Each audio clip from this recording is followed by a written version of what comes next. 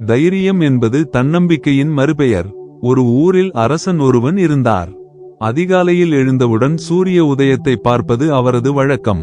வழக்கம் போல் அன்றும் சாளரத்தை திறந்த அரசருக்கு ஏமாற்றம். சூரிய உதயத்துக்கு பதில் அவர் கண்களில் ஒரு பிச்சைக்காரன் தான் தோன்றினான். போயும் போயும் இவன் முகத்தில் தான் விழிப்பதா என்று கடும் வெறுப்புடன் திரும்பினார் அரசர். திரும்பிய வேகத்தில் சுவற்றில் அவரது தலை அடிபட்டு இரத்தம் கொட்டியது. வலியோ பொறுக்க முடியவில்லை. அத்துடன் கோபம் வேறு பொங்கியது. பிச்சைக்காரனை இழுத்து வருமாறு கட்டளையிட்டார். காவலர்கள் அவனை இழுத்து கொண்டு வந்து மன்னர் முன்னே நிறுத்தினர். அரச சபை கூடியது. தனது காயத்துக்கு காரணமாக இருந்த அந்த பிச்சைக்காரனை தூக்கிலிடுமாறு தண்டனையும் கொடுத்தார். பிச்சைக்காரன் கலங்கவில்லை, கலகலவெனச் சிரிக்கத் தொடங்கினான்.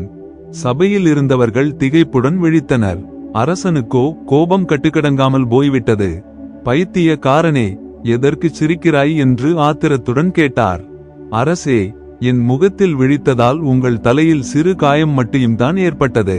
ஆனால் உங்கள் முகத்தில் நான் விழித்ததால் என் தலையே போகப் போகிறதே, அதை நினைத்தேன் சிரித்தேன் என்றான். மன்னன் தலை தானாகவே கவிழ்ந்துவிட்டது. தவறை உணர்ந்தவன் தண்டனையை ரத்து செய்து பிச்சைக்காரனை விடுவித்தான். தைரியம் என்பது தன்னம்பிக்கையின் மறுபெயர். அது இல்லை என்றால் சமயத்தில் உயிரை கூட காப்பாற்றிக் கொள்ள முடியாமல் போய்விடும்.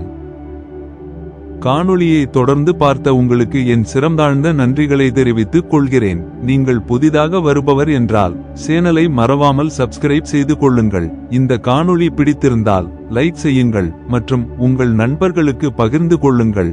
ஏதேனும் கருத்துக்கள் இருந்தால் கீழே உள்ள கமெண்ட் பாக்ஸில் தெரிவியுங்கள். நல்ல சிந்தனை நல்ல வாழ்க்கையை தரும். வீடியோவை பார்த்த அனைவருக்கும் நன்றிகள்.